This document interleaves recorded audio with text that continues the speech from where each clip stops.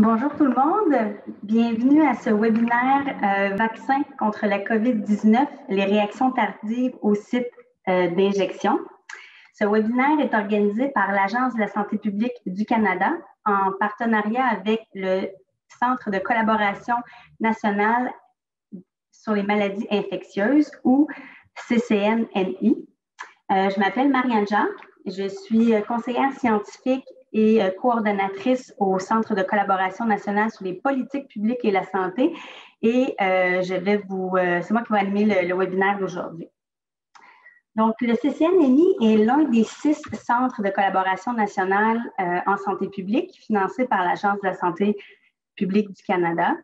Le CCNNI développe et rend disponible une panoplie de ressources et d'activités traitant de différents enjeux en lien avec les maladies infectieuses afin d'informer les pratiques et les politiques en santé publique au Canada. Le CCNNI est situé à Winnipeg, au Manitoba, et on voulait prendre le temps aujourd'hui de souligner que le centre est situé sur les terres faisant partie du territoire traditionnel des peuples Anishinaabe, Cri, Ojibwe, Dakota et Dene, qui sont au cœur de la nation métisse de la Rivière-Rouge. Le CCNNI tient au respect des traités qui ont été conclus relativement à ces terres, reconnaît les préjudices et les erreurs du passé et s'engage à aller de l'avant en partenariat avec les communautés autochtones dans un esprit de réconciliation et de coopération. Donc, quelques petits détails pratiques avant de commencer. Donc, d'abord, si vous avez des enjeux techniques avec la plateforme Zoom, on vous invite à écrire à l'adresse qui est au bas de l'écran, donc au nccid@umanitoba.ca. Donc, on va essayer de vous aider le mieux qu'on peut. Vous avez peut-être constaté que la boîte de chat est fermée, en fait, est désactivée pour les participants. Donc, pour poser vos questions concernant la thématique du webinaire, on vous invite à utiliser l'onglet Q&A qui est juste en bas de votre écran. Puis vous pouvez vous familiariser pendant les 2-3 prochaines minutes avec cet onglet-là. C'est vraiment par là que vous allez pouvoir poser vos questions. Vous pouvez les poser à tout moment durant le webinaire. Puis, vous pouvez même aimer les questions qui sont soumises par d'autres participants dans l'onglet Q&A.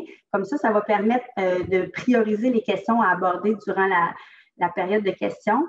Évidemment, on va faire tout notre possible pour essayer de répondre à l'ensemble des questions qui seront posées, mais en raison du temps, peut-être que ce ne sera pas possible, mais on tentera de faire des suivis nécessaires, là, si c'est le cas.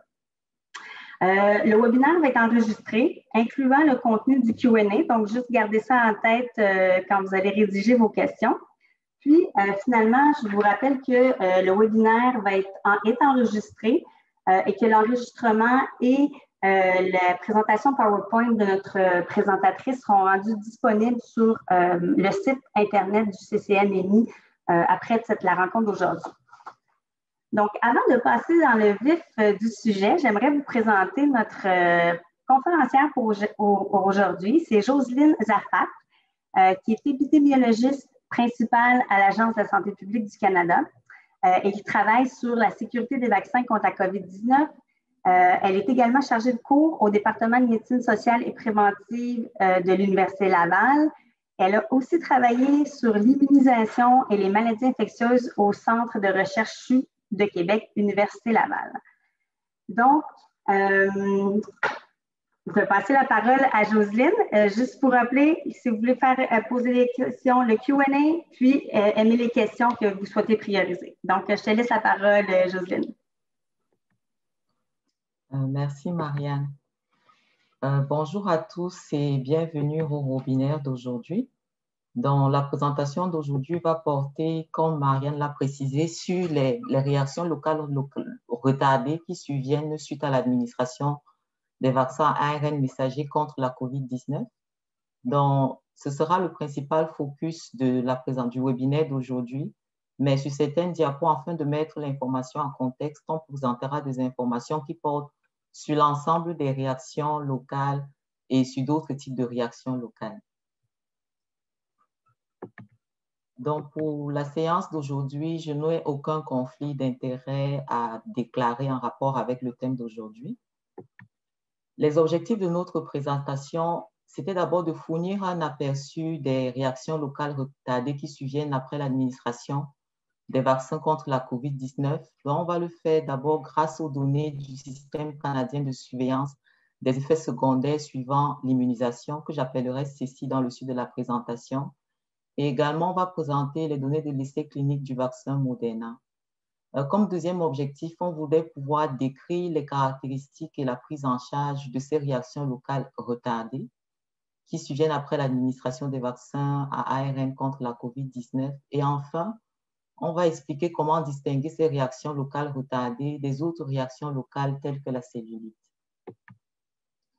Donc, ceci présente brièvement le sommet de notre présentation. Donc, on va d'abord mettre en contexte les réactions locales retardées, puis on présentera les données du CECI, ensuite celles de l'essai clinique du vaccin Moderna, puis on expliquera comment distinguer une réaction locale retardée d'une cellulite, et enfin, on terminera par la prise en charge des réactions locales retardées survenant suite à la vaccination COVID-19.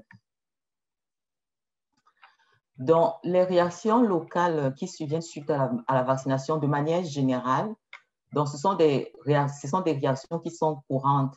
Donc, la majorité des réactions locales vont survenir dans les minutes ou dans les heures qui suivent la vaccination et disparaître rapidement.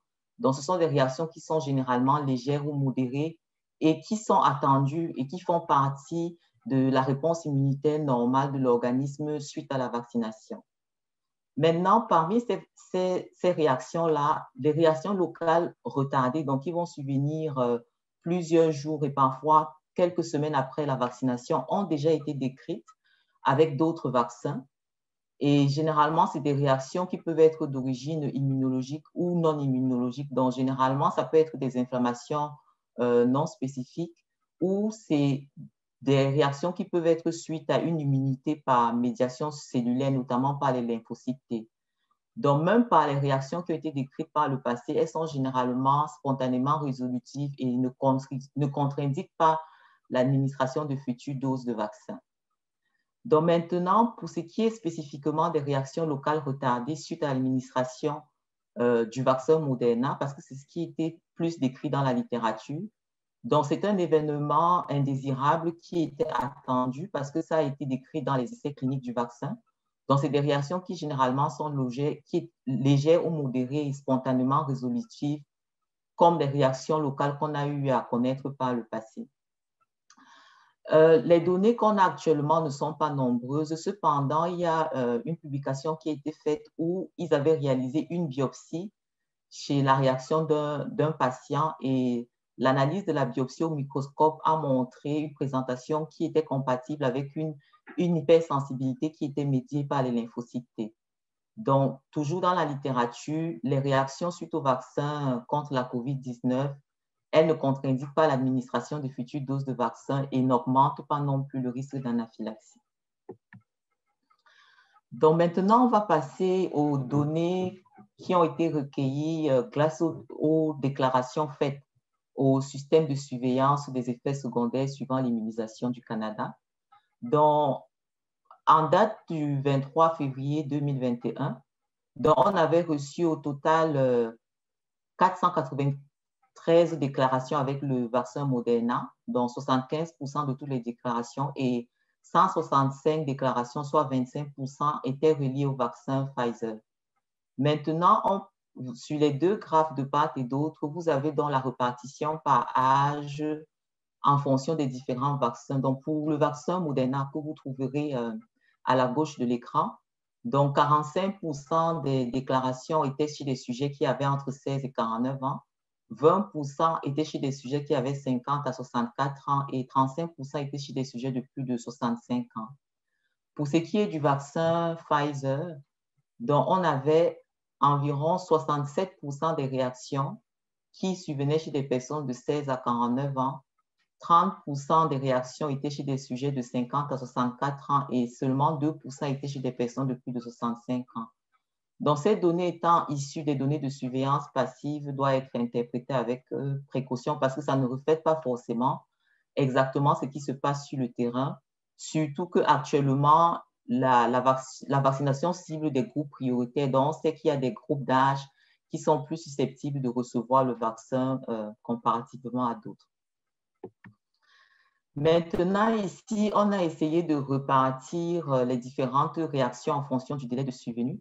Donc, il y a certains sujets qui ont été comptés 2 fois parce qu'ils avaient présenté comme 2 épisodes avec des débuts de survenue différents. Donc, ce qu'on constate, c'est que la majorité des réactions retardées, donc celles qui vont survenir 8 jours ou plus après la vaccination, ont été déclarées avec le vaccin Moderna, donc soit 38%, tandis que pour le vaccin Pfizer, on avait uniquement 9% des réactions qui avaient eu une survenue retardée, c'est-à-dire à partir de 8 jours et plus. Donc maintenant, ici, on a essayé de présenter le détail des différentes réactions, des différents signes et symptômes présentés par les différents patients. Donc, on va regarder plus spécifiquement les réactions qui sont survenues 8 jours ou plus après la vaccination. Donc ici, c'est les données du vaccin Moderna qui sont présentées. Donc, on va constater que la majorité des patients ont présenté avec de l'érythème, de la douleur et des gonflements. Une certaine proportion présentait également de la chaleur et du prurite. Et certaines de ces réactions ont été traitées comme si c'était des cellulites, dont environ 42 des réactions étaient traitées comme des cellulites. Aucun de ces événements survenus 8 jours et plus après la vaccination n'était une réaction locale importante, c'est-à-dire avec un gonflement prononcé. Maintenant, ici, il s'agit donc des réactions qui étaient associées avec le vaccin de Pfizer-BioNTech. Donc, comme vous le voyez, la présentation clinique est un peu similaire à celle qu'on avait avec le vaccin Moderna, avec principalement comme symptômes de la douleur, de l'érythème et du gonflement. Ici, il y a eu un patient qui a présenté un gonflement qui était important, correspondant à une réaction locale importante, et un de ces cas a été traité comme une cellulite. Un des patients a présenté une paresthésie dans le cadre de l'évolution.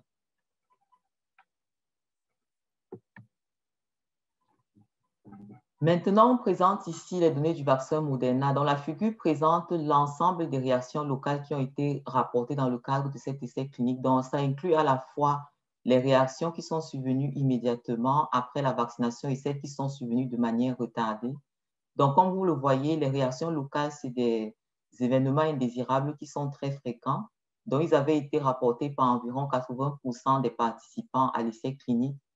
Et tels que décrits avec d'autres vaccins, c'est des réactions qui étaient généralement légères ou modérées, dont les patients présentaient principalement de la douleur, il y avait de l'érythème, du gonflement et certains présentaient également des lymphadénopathies. Donc, dans le cadre de cette étude, il n'y a eu aucun des patients n'a présenté de séquelles et qui a nécessité une contre-indication de la réception de la 2e dose du vaccin. Et comme vous pouvez le voir sur la figure en bleu et en gris, dont la majorité des réactions étaient légères à modérées, et en rouge, qui sont les réactions sévères de grade 3, il y en avait une très petite proportion, autant chez les patients qui ont reçu le vaccin que chez ceux qui ont reçu le placebo. Donc maintenant, ici, on va présenter un peu plus en détail la présentation clinique, le début et la durée de ces réactions locales retardées. Donc ceci, c'est grâce aux informations qu'on a obtenues à partir de l'essai clinique du vaccin Moderna et d'une série de cas de 12 patients qui ont été publiés. Donc, en termes de signes et de symptômes, donc dans les 2 publications, ce qui était rapporté était concordant. Donc, on avait l'induration, le gonflement, l'érythème, la douleur qui pouvait être plus ou moins intense. Et en général, les réactions débutaient le 8e jour, mais elles pouvaient débuter entre le 4e et le 11e jour. Et pour ce qui était de la durée, on avait une médiane de 6 jours, mais avec un intervalle qui pouvait aller à une durée de 2 à 11 jours. Et parmi la série de cas des 12 patients qui a été décrit, quelques-uns de ces patients ont présenté des symptômes systémiques, notamment une fièvre légère et des frissons. Donc, jusqu'à présent, que ce soit dans le cadre des publications qui ont été faites ou des données qu'on a reçues à CECI, les réactions semblent plus courantes avec le vaccin Moderna, mais vu que c'est des réactions qui sont bénignes globalement, ça ne modifie pas de manière significative son profil de sécurité. Donc maintenant, dans l'essai clinique Moderna, à la première dose, moins de 1% des patients avaient présenté ces réactions locales retardées. Donc, il s'agissait de 0,8% des personnes qui étaient vaccinées. Et l'incidence de ces réactions locales retardées était inférieure après la deuxième dose, avec uniquement 0,2% des personnes vaccinées qui ont présenté une réaction retardée après la deuxième dose du vaccin. Maintenant, la série de cas de 12 patients qui a été publiée nous ont permis d'avoir des informations spécifiques concernant la possibilité de récidive chez les patients. Donc, sur les 12 patients qui ont été décrits, il y en a 6, c'est-à-dire 50% ont présenté une récidive de leur réaction retardée après la deuxième dose. Mais toutes ces récidives-là étaient d'une sévérité qui était comparable au premier événement où c'était moins sévère. Donc, parmi les 6 où on a eu des récidives, 3 ont eu un événement qui était similaire et 3 ont eu un événement qui était moins sévère. Donc, un peu plus loin, on va présenter, on va donner plus d'informations concernant la présentation locale de ces différents patients qui avaient été décrits. Donc, comme vous pouvez le voir, on va s'attarder aux patients 5 et 6. Donc, ces patients, en plus de la réaction qu'il y a eu au niveau du site d'injection, ont également présenté des éruptions. Un patient au niveau de la paume de la main qui n'a pas récidivé au moment de la deuxième dose et l'autre a présenté une éruption au niveau du coude. Sinon, pour les autres patients, la réaction était vraiment survenue au niveau du site de l'injection. Donc ici, comme vous pouvez le voir, donc ça présente toutes les réactions qui sont survenues au site d'injection. Donc chez certains patients, ça n'a pas récidivé et chez les autres, soit la sévérité était comparable ou vraiment beaucoup plus moindre. Donc maintenant, ici, on va passer à comment distinguer les réactions locales retardées d'une cellulite. Et la présentation clinique d'une réaction locale retardée peut parfois ressembler à celle d'une cellulite, mais il est important de les distinguer afin d'éviter d'administrer des traitements antibiotiques qui sont inutiles. Parce que dans le cadre d'une réaction locale retardée, l'administration d'antibiotiques n'est pas nécessaire. Donc, la principale différence entre ces deux types de réactions locales, c'est notamment la présence de symptômes systémiques généraux, donc qui vont être beaucoup plus courants dans des situations de cellulite. Donc, les patients vont présenter une fièvre qui va être importante, des frissons et puis un malaise généralisé. C'est vrai qu'on l'a précisé que dans le cas des réactions locales retardées, il n'y a généralement pas de symptômes, mais comme on l'a précisé sur la diapositive précédente, certains patients peuvent aussi présenter des symptômes généraux, donc des symptômes systémiques, mais dans les cas qui ont été décrits, c'était des fièvres qui étaient vraiment beaucoup plus légères. Donc, dans ce cas, dans des situations où il y a des symptômes systémiques qui accompagnent, il pourrait être plus difficile de le distinguer. Alors, on peut se référer à d'autres signes. Donc, généralement, la cellulite va avoir une apparition qui est beaucoup plus rapide, 3 à 5 jours après la vaccination, et la réaction va avoir des démarcations qui sont beaucoup moins nettes au niveau des marges.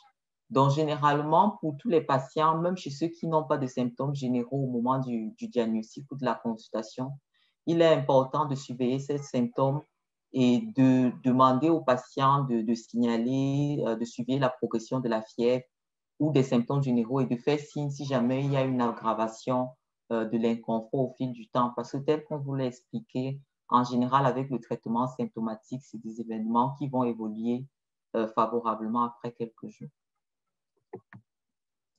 Donc maintenant, ici, on va passer à la prise en charge de ces réactions locales. Donc, la première chose, telle qu'on vous l'a dit, c'est des réactions qui est bénigne. Donc, il est d'abord important de rassurer les patients sur la nature de ces différentes réactions-là et ensuite de passer un traitement symptomatique en fonction de la présentation clinique du patient. Donc, notamment, vous pouvez utiliser de la glace ou des compresses froides pour soulager la chaleur ou la douleur. Et également, vous pouvez l'accompagner avec l'administration des analgésiques.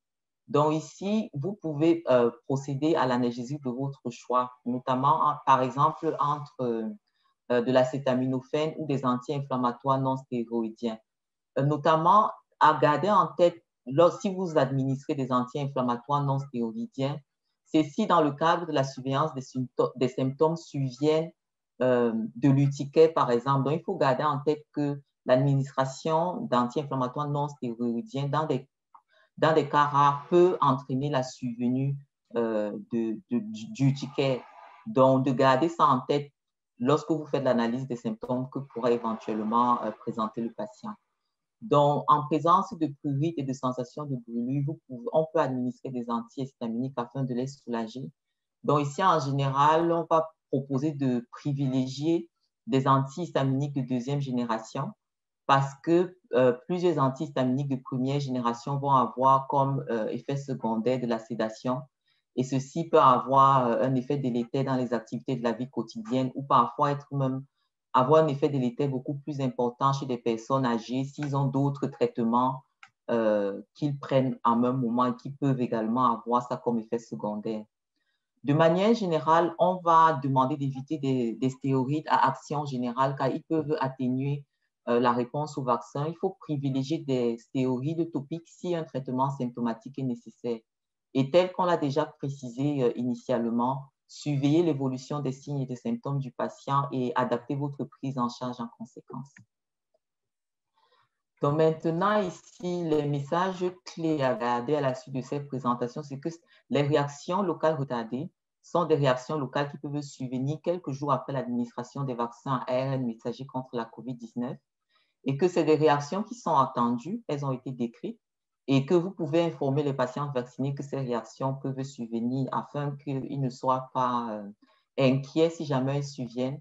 Et il faut rassurer tous les patients, particulièrement ceux qui en ont déjà fait l'expérience, sur le fait que c'est des réactions bénignes qui ne devraient pas les empêcher de prendre les futures doses de vaccin et que plutôt la fréquence des réactions locales diminue généralement après l'administration de la deuxième dose et que même lorsqu'elles récidivent, elles sont généralement de sévérité comparable ou moindre.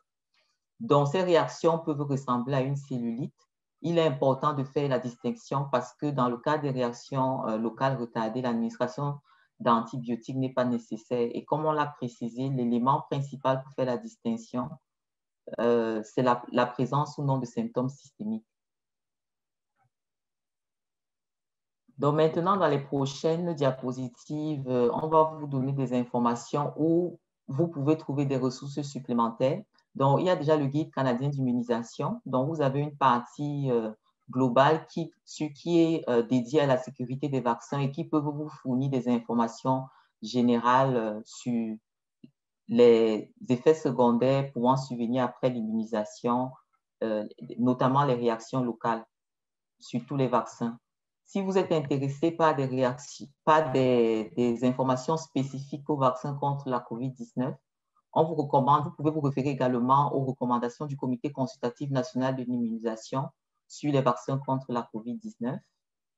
Et il est recommandé de vous abonner aux mises à jour du guide parce que vu que la situation en rapport avec la COVID-19 est une situation évolutive, les recommandations du CCNI sont régulièrement mises à jour. Donc, en vous abonnant, vous serez informé à chaque fois qu'il y aura eu des mises à jour. Et finalement, donc, il y a une boîte, un kit qui a été mis en place pour les professionnels de la santé et qui peuvent également vous fournir diverses informations en rapport avec la vaccination. Donc, je vais terminer en remerciant la division sur la sécurité des vaccins de l'Agence de santé publique du Canada et le groupe de travail sur l'immunisation sur l'innocuité des vaccins du CCNI et le Centre de collaboration nationale des maladies infectieuses grâce auquel on a été capable de vous offrir ce webinaire. Donc là, on va passer à la phase des questions et réponses. Merci. Merci beaucoup, Jocelyne, pour cette présentation. On avait une question. En fait, j'encourage les gens, si vous avez des questions, d'abord d'aller sur l'onglet Q&A pour les soumettre. Jocelyne va pouvoir vous répondre.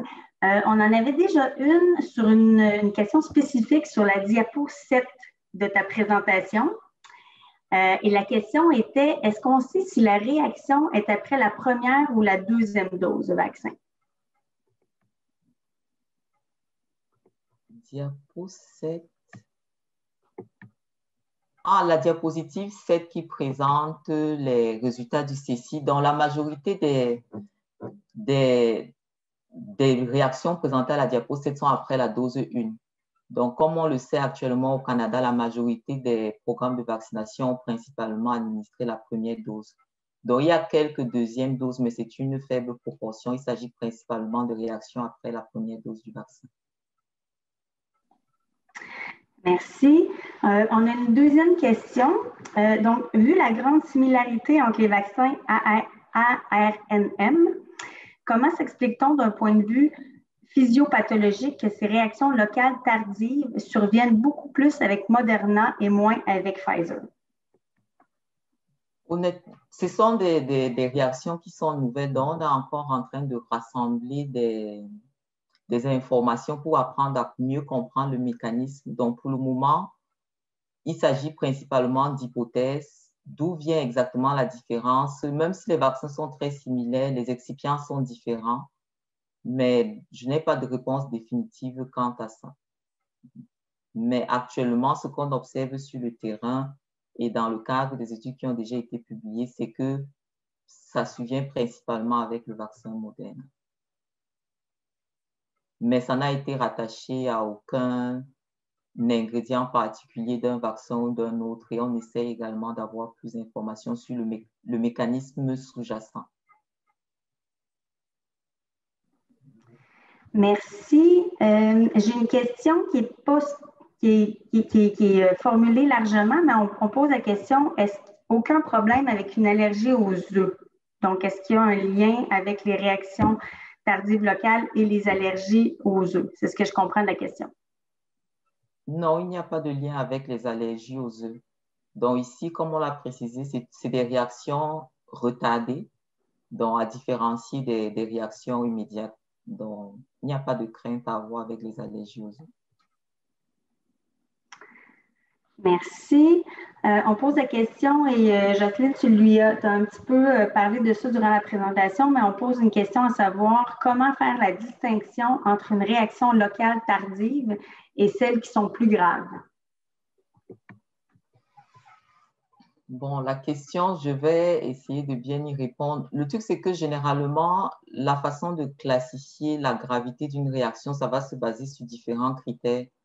Les systèmes de classification sont différents. Donc, déjà par rapport à l'atteinte au niveau du fonctionnement, donc est-ce qu'il s'agit juste d'une douleur qui n'empêche pas la personne de mener ses activités quotidiennes? Là, lorsqu'on va considérer la réaction beaucoup plus grave, si elle a par exemple été à l'origine d'une hospitalisation ou du prolongement d'une hospitalisation, donc les critères de gravité vont être différents.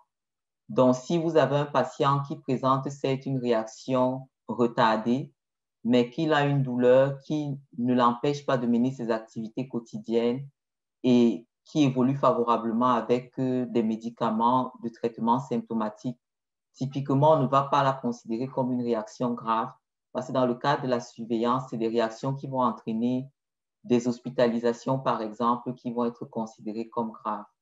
Maintenant, d'un point de vue de la déclaration, ça va maintenant dépendre de votre juridiction.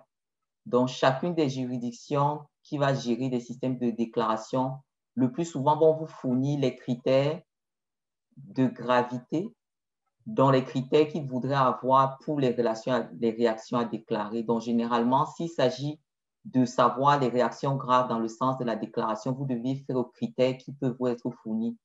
Dans un exemple que je peux donner, il peut vous fournir des critères liés à la durée de la réaction locale ou jusqu'à quel point est-ce qu'elle s'étendait peut-être au-dessus d'une articulation sous-jacente. Donc, à ce moment-là, vous deviez vous fier aux critères qui sont donnés. Et dans des situations de doute, si vous pensez qu'elle est grave, déclarez de toutes les façons et le suivi sera fait en fonction des différents critères.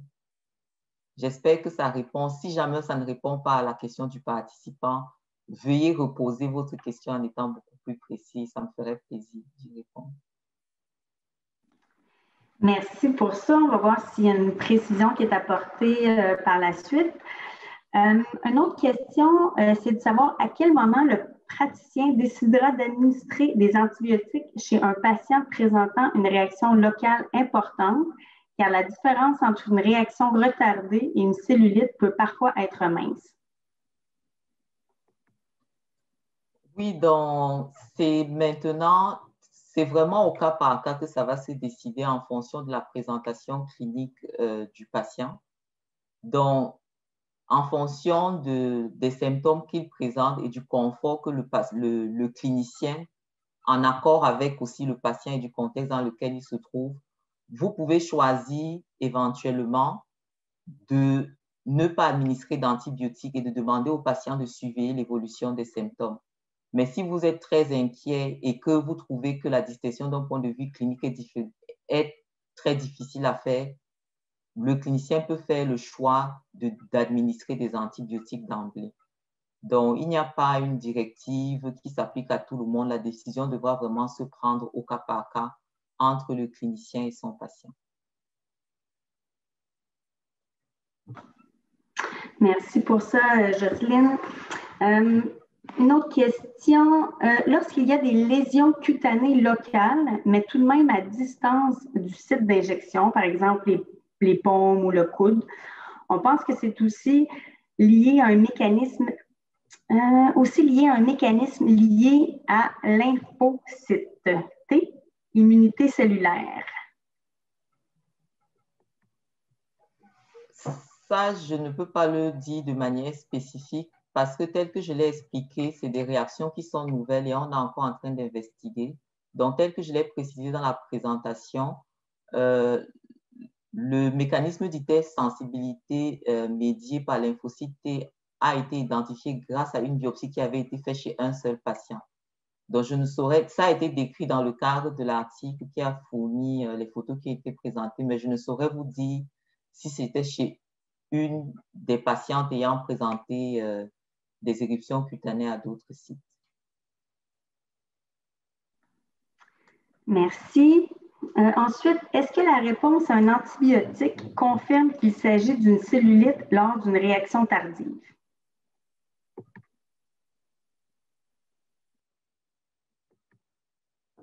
Là, c'est un peu difficile à découvrir. Là, le fait d'administrer les antibiotiques, on peut pas être conclusif. Donc, tel qu'on vous l'a dit, même lorsqu'il s'agit d'une réaction retardée, à l'absence d'antibiotiques, l'évolution serait favorable.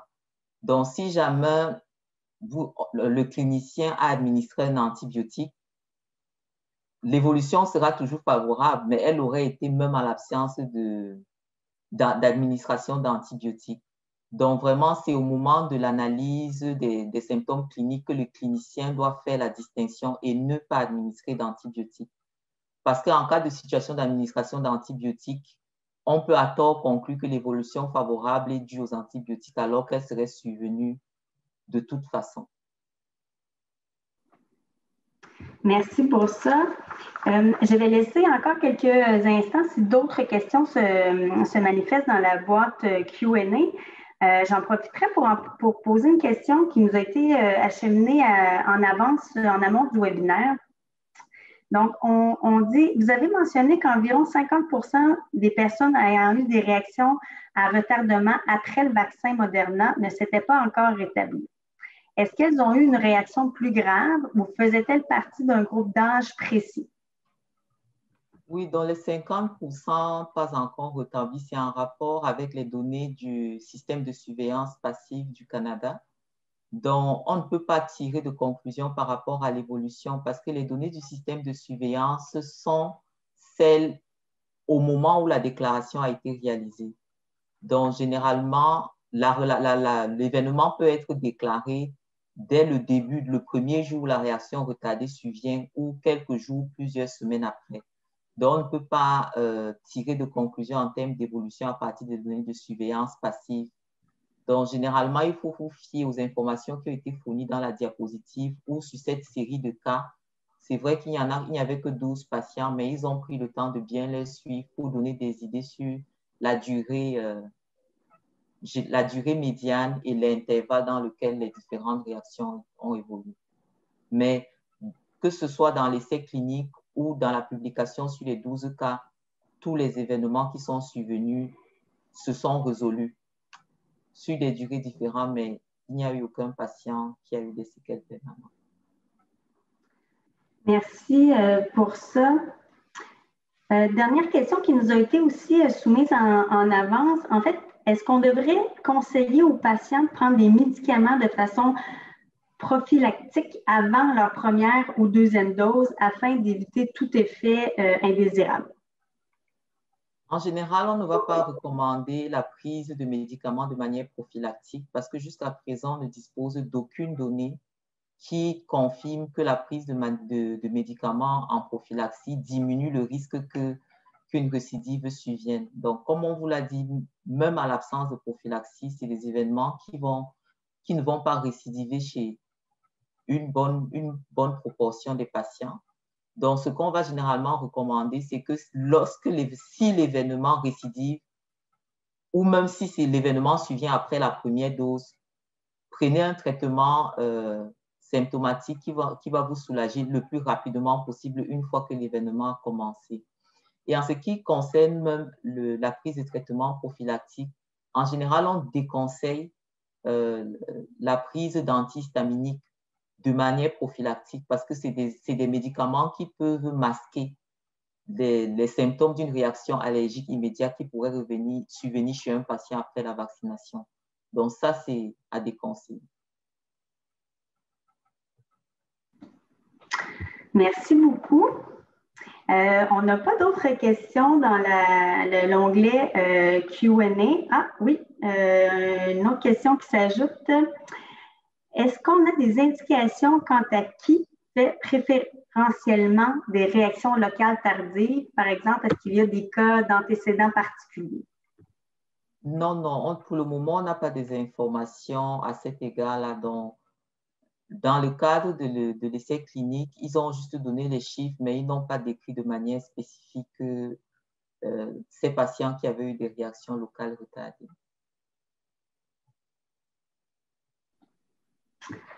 Merci. Je vais juste attendre de voir si d'autres questions s'ajoutent. Il ne semble pas y avoir d'autres questions. Si on n'a pas d'autres questions, ben c'est ce qui mettrait fin à... Ah, voilà, une autre question. Quel genre d'autres vaccins donnent lieu à ces réactions? Donc, j'imagine qu'on parle d'autres vaccins que le vaccin contre la COVID-19. Oui, donc là, je vais juste préciser qu'on parle ici de réactions retardées, dont la présentation clinique, elles sont similaires dans le sens où elles sont retardées, c'est-à-dire surviennent plusieurs jours, semaines après la vaccination, mais la présentation clinique ne sera pas forcément identique à celle des réactions locales retardées suite à l'administration des vaccins de la COVID-19. Donc, notamment, on a eu à décrire des réactions retardées avec le vaccin contre la tuberculose. Aussi, des vaccins qui contiennent des adjuvants avec de l'aluminium aussi ont été associés à des réactions locales retardées, mais avec des présentations cliniques différentes.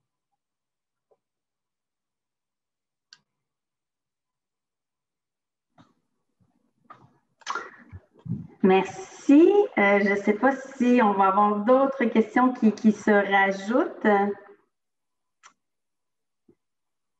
Il ne semble pas y avoir d'autres questions. Donc, c'est ce qui mettrait fin à notre webinaire aujourd'hui. Donc, Jocelyne, je tiens à te remercier pour cette présentation super intéressante et vraiment pertinente dans le contexte actuel. Je tiens également à remercier nos collègues de l'Agence de santé publique du Canada pour leur collaboration et leur aide dans la présentation de ce webinaire. Évidemment, un gros merci aussi à toute l'équipe du Centre de collaboration nationale des maladies infectieuses. Merci à vous, les participants, d'avoir été là aujourd'hui. On espère vraiment que les informations vous ont été utiles. Vous allez recevoir par courriel un court sondage d'évaluation sur la qualité du webinaire. On vous demanderait de bien gentiment vouloir le remplir. Les informations recueillies vont nous aider dans la préparation de webinaires ultérieurs. Et à ce sujet-là, on travaille déjà avec l'Agence de santé publique du Canada à préparer d'autres webinaires sur la question de la COVID-19 et de la vaccination à l'intention des fournisseurs de soins de santé. Donc, je vous invite à visiter le site du CCNMI, donc ccnmi.ca, de visiter le site régulièrement et vous serez informé des prochains webinaires sur le sujet. Donc, sur ce, ben, je vous dis merci beaucoup. À la prochaine, puis passez une belle fin de semaine. Au revoir.